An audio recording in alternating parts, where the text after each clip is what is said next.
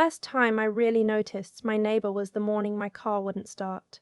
It was October, one of those grey Pacific Northwest mornings where the sky looks like it can't decide whether to rain or just stay heavy forever. I was already running late for my shift at the hospital, fumbling with my keys, turning the ignition over and over while the engine clicked and died. Clicked and died. I put my forehead against the steering wheel and just sat there for a second. That's when I heard the knock on the passenger window. He was standing there in a Carhartt jacket, coffee in one hand, a set of jumper cables in the other. I hadn't even seen him come out of the house across the street. "Sounds like the battery," he said, when I rolled the window down. "I've got cables if you want." I looked at him, mid-40s maybe, quiet eyes, the kind of face that didn't give much away. "I'm already late," I said. "Take me 2 minutes." It took 4. But I made my shift. His name was Felix. That's all I knew about him for the first 3 months I lived on Alderton Street. That, and the fact that he had a black lab named Scout, that he kept his porch light on all night, and that he never seemed to leave for work at any predictable hour. I didn't think much about any of that. I had other things on my mind. I had moved to that house in September, which is to say, I had moved out of the life I'd spent 4 years building with my husband, my ex-husband. I still had to remind myself to say that. His name was Brett. We met when I was 26, married when I was 28, and by the time I was 31, I was sitting across from a mediator in a beige conference room, watching him slide a piece of paper across the table like he was offering me a parking ticket. The paper was a settlement offer. $14,000. That was what 4 years of my life was worth, apparently. 4 years of putting him through the last stretch of his MBA, while I picked up extra shifts as a nurse. 4 years of skipping vacations, of eating cereal for dinner on the nights I came home, too tired to cook, of telling myself we were building something together. $14,000. My attorney had said I could push back. We'd been married long enough. My financial contributions were documented. She said we had a real case for more. But Brett had looked at me across that table with an expression I recognized. The calm, flat look he got when he'd already decided something and was just waiting for me to catch up. And he said, quietly, so only I could hear, that if I made this difficult, he would make sure my hospital found out about the time I'd covered for a colleague who'd made a medication error. I hadn't done anything wrong. I had documented everything correctly. But I knew how an investigation looked, even a cleared one. I knew what it did to a license. I signed. My mother cried when I told her. My older sister drove 3 hours to help me pack. My best friend from nursing school took 2 days off work to help me move into the rental on Alderton Street, and then sat on my kitchen floor with me at 11 o'clock at night, eating takeout pad thai and telling me it was going to be okay. I believed her about 40% of the time. The house was small. 1 bedroom, a galley kitchen, a backyard that was mostly moss. The landlord had left a cracked pot on the porch, one of those terracotta ones, painted blue, with a crack running up the side that someone had tried to fix with what looked like wood glue. It was full of dead petunias. I left it there for 2 weeks. Then one afternoon I dug out the petunias, filled the pot with potting soil, and planted a rosemary seedling I'd bought at the farmer's market on Burnside. It seemed like the right thing to do with a cracked thing. Put something useful in it. See if it survived. It did. I didn't talk to Felix much through October and November. We'd wave if we saw each other getting the mail. He shoveled the sidewalk in front of my house after the first frost without being asked. I only knew it was him because I saw Scout trotting back across the street as I opened my front door. I didn't even get the chance to say thank you. December was hard. It was the first Christmas I hadn't spent with Brett's family, which sounds like it should have been a relief, and in some ways it was. But 4 years is a long time. I had learned their rhythms. I knew his mother took her coffee with oat milk, and his dad fell asleep during the movie every year without fail. I knew where I fit. I spent Christmas Eve doing a double shift. I spent Christmas Day at my mother's, watching my sister's kids tear into wrapping paper and trying to keep my face arranged in the right expression. I was fine. I was mostly fine. January was when things got harder in a different way. My period was 12 days late. I sat on the edge of my bathtub for a long time looking at a pregnancy test. 2 lines. Very clear, no squinting required. I had been careful. We both had. And we hadn't. I mean, Brett and I had barely touched each other in the last year of our marriage, and after the separation I had not been. There was one night, in October, a person I'd known from college who was in town for a conference, and we had been careful, and somehow here I was anyway. I called my best friend. She didn't say anything for a long moment, and then she said, "Okay, what do you need right now?" Not a question. A question would have made me fall apart. The way she said it, like it was a logistics problem we were going to solve together, that I could hold on to. "I don't know yet," I said. "That's okay. You don't have to know tonight." I sat with it for 2 weeks. I went to my OB. I talked to my mother, who cried again, but in a different way this time. I talked to my sister, who told me I was stronger than I thought, and that she'd been saying that for years. I talked to my best friend, who drove over with groceries and helped me make a pros and cons list that we both agreed was useless, and then stayed anyway. I decided to keep the baby. My baby. Just the one. I'd confirmed that at the first ultrasound, one heartbeat, strong and fast, which made me laugh out loud in a way that startled the technician. I hadn't told Felix any of this. I barely knew him. But in February, I was carrying a laundry basket down my front steps in the rain, because of course it was raining, and I slipped on the second step. I didn't fall all the way, I caught myself on the railing, but the basket went flying and I sat down hard on the step and just started crying. Not because I was hurt, because I was tired, because the laundry was all over the wet porch and I was 4 months pregnant and alone, and I had to work a 10-hour shift the next day and I just could not do one more thing. I heard Scout before I heard him. The dog trotted up to me first, pressed his big head against my knee. Felix stopped to the bottom of my steps. He looked at the laundry, looked at me. "You okay?" "Fine," I said, which was obviously a lie. He picked up the laundry, all of it, piece by piece, back into the basket. He set the basket inside my front door. Then he came back to the steps and sat down next to me. Not close, just nearby. "You want me to just sit here for a minute, or you want to be alone?" I said. "You can sit." We sat there in the rain for a while. Eventually he said, "Is there someone who can come stay with you? For a bit? My sister offered. Sounds like you should take her up on that." I looked at him. "You're very calm about a crying woman on her porch steps." "I was an EMT," he said, "before. Crying means they're breathing." I almost laughed. My sister moved in 2 weeks later. She stayed through March. It helped more than I would have admitted. By spring, I started to understand a few things about Felix. He got packages from what looked like government agencies. Not unusual, but the return addresses were never quite identifiable. He had visitors sometimes, men in regular clothes who would arrive, stay an hour, leave. He worked from home, but took calls in his car, which he'd pull into the garage first. He grew tomatoes in the backyard with the specific dedication of someone who needed something to take care of. And he checked on me. Not obviously, but the porch light would come on if I got home late. There'd be a bag of groceries on my porch once in a while, just basics, milk and soup and the good crackers from the co-op. Never a note. I knew it was him because Scout would sometimes still be sitting on my porch when I found them. I asked him about it once. He said, "I was making a grocery run anyway." I said, "You do this every time you make a grocery run?" He said, "I like those crackers too. I didn't push it." I was 6 months along when Brett showed up. I hadn't seen him since I'd signed the settlement. I hadn't spoken to him. I'd seen his LinkedIn updates, he'd gotten a promotion, which I'd heard about through the unpleasant grapevine of mutual acquaintances, and I had made a point of not feeling anything about it.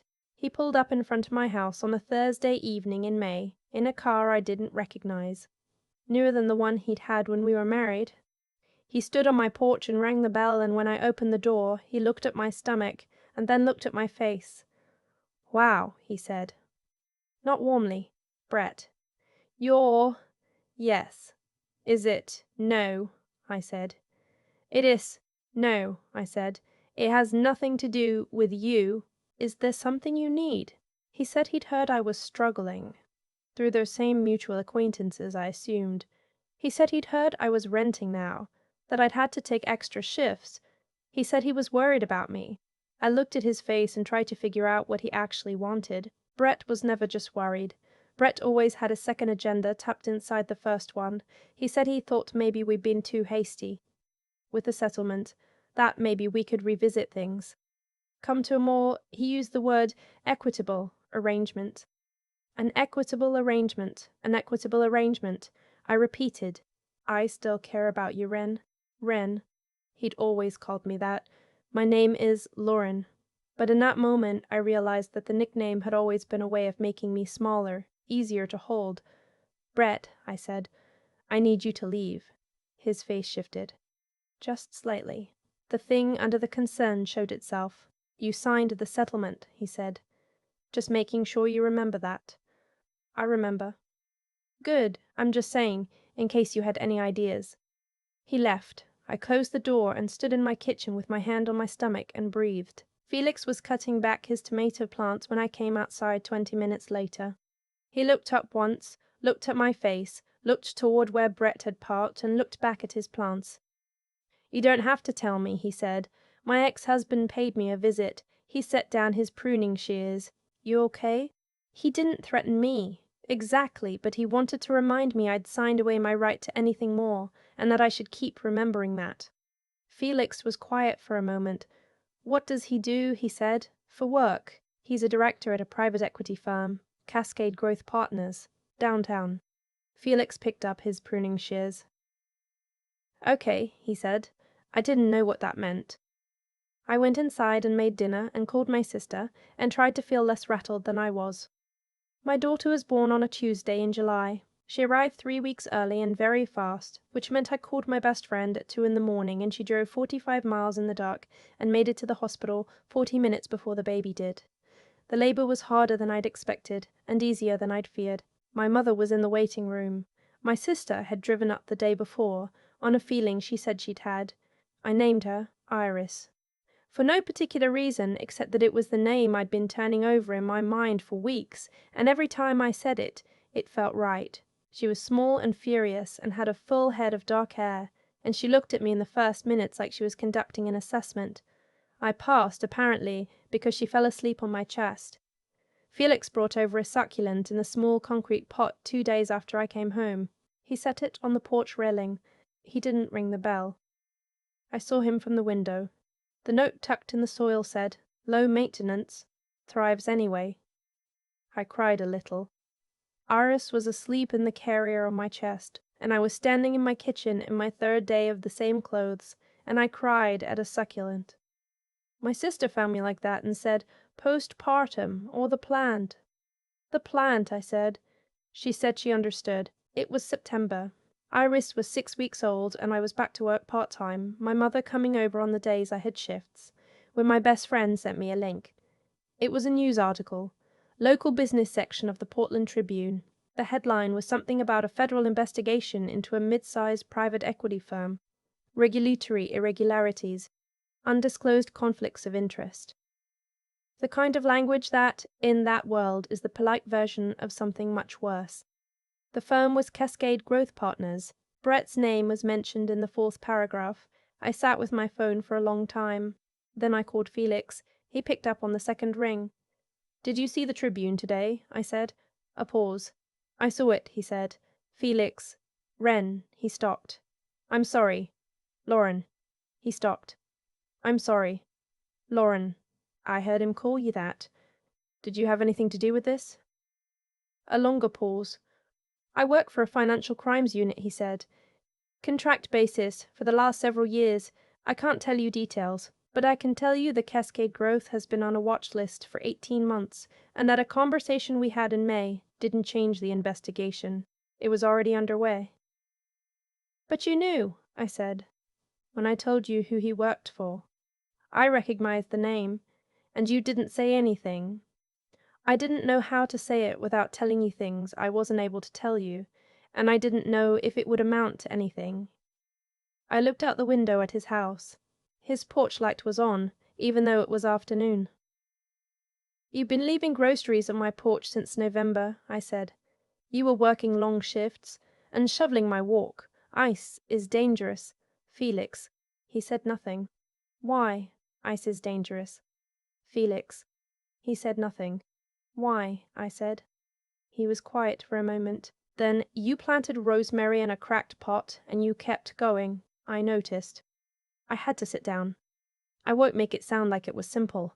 It wasn't. We had long conversations on his porch and on my porch and in his kitchen while Scout slept on the floor between us. He told me more about himself, slowly, the way you do when you've spent years keeping things close and you're not sure how far to let them go. He'd done field work for 12 years before moving to contract consulting. He'd been married once, briefly, to someone who hadn't been able to live with the uncertainty of it. He'd bought the house on Alderton Street because it was quiet, and nobody asked him many questions. He said my porch light drove him a little crazy because it was on a timer that was clearly broken, and it clicked on and off randomly. I said I hadn't noticed. He said he'd noticed everything. We took it slowly, slowly enough that my mother, who is not a patient woman, finally said, "Lauren, I like him. Scout likes me. Can you please just let this happen?" I let it happen. Brett's story unraveled the way those things do, loudly, then quietly, then completely. The investigation took another 8 months, but the firm was restructured, and several people, including a director who had failed to disclose significant conflicts of interest in 3 separate fund transactions, faced regulatory action and civil liability. My attorney called me in the spring. Apparently some of what came out of the investigation touched on assets that had not been properly disclosed at the time of our mediation. She said that if I was interested, there were grounds to revisit the settlement terms. I thought about that beige conference room. I thought about Brett's flat, certain expression. I thought about the $14,000 and the medication error he threatened to expose, the one that had never existed. I said yes. I was interested.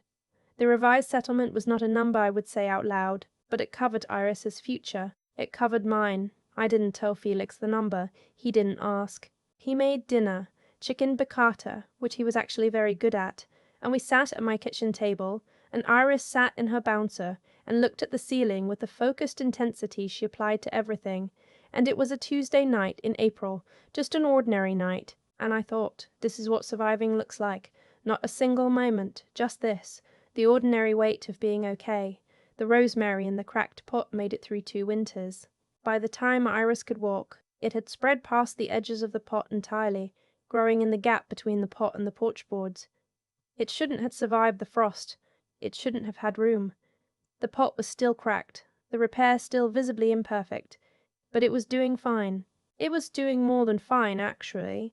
My neighbour, who had by then moved several of his own things across the street on a fairly permanent basis, said one morning that it was the most aggressively alive kind he had ever seen.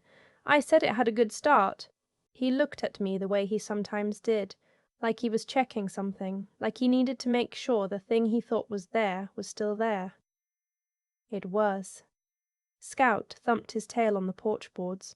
Iris said "da" at the rosemary pot, which was not directed at anyone in particular, but Felix looked at her with an expression that made my mother, watching from the doorway, press a hand over her mouth. I had signed away the wrong life, on a table in a beige room, and then, somehow, I had found my way to this porch, on this ordinary morning, with this person, and this dog, and this child, and this stubborn, cracked, overflowing pot of rosemary. And I thought, some things break open and grow better for it. I really think that's true. I've thought a lot about what Brett actually cost me.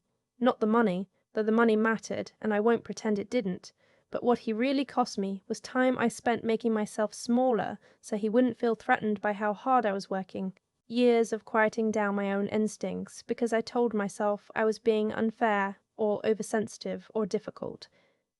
That's the part that took longer to get back than anything else. And here's what I know now. People who use fear as a management tool are counting on you not knowing you're in strength. Brett's whole move, the threat about the medication error, the flat look across the mediation table, the visit to my porch in May, all of it was built on the assumption that I didn't know what I was worth and wouldn't find out. That's not power. That's a bluff, dressed up in a nice suit, and bluffs only hold until someone decides to stop flinching. I didn't stop flinching right away. I want to be honest about that. I signed the paper. I took the $14,000. I drove to a house on Alderton Street and planted rosemary in a cracked pot and told myself I was starting over, when really, I was just trying to get through the week. There's no shame in that. Sometimes getting through the week is the whole job. What changed wasn't a single moment of courage. It was smaller than that. It was my sister driving 3 hours without being asked. It was my best friend saying, "What do you need right now?" like it was a logistics problem, not a tragedy. It was Felix leaving soup on my porch and sitting next to me in the rain, and not trying to fix anything, just being there. It was Iris arriving 6 weeks early, furious and alive, and looking at me like she'd already decided I was enough. None of those things undid what Brett did, but they built something around me that made it possible to stand up straight again. And when my attorney called about the revised settlement, I said yes. Not because I was angry. I wasn't, not anymore, but because I had finally stopped believing that what he decided I deserved was the same as what I actually deserved. That gap between those two things is where the rest of my life turned out to be. What you let people convince you about your own worth is one of the most consequential decisions you'll ever make, and the frightening thing is that it doesn't feel like a decision. It feels like the truth. Brett was very good at making his version of things feel like the only version. A lot of people like that are. But here's the thing about rosemary in a cracked pot. It doesn't care what you thought was possible for it. It just grows. And eventually it grows past the edges of what was supposed to contain it, and it's more alive than anything you planted under perfect conditions. I look at that pot on my porch now, and I think that's the most honest thing I've ever watched happen. You don't have to be unbroken to grow. You just have to stay in the soil long enough.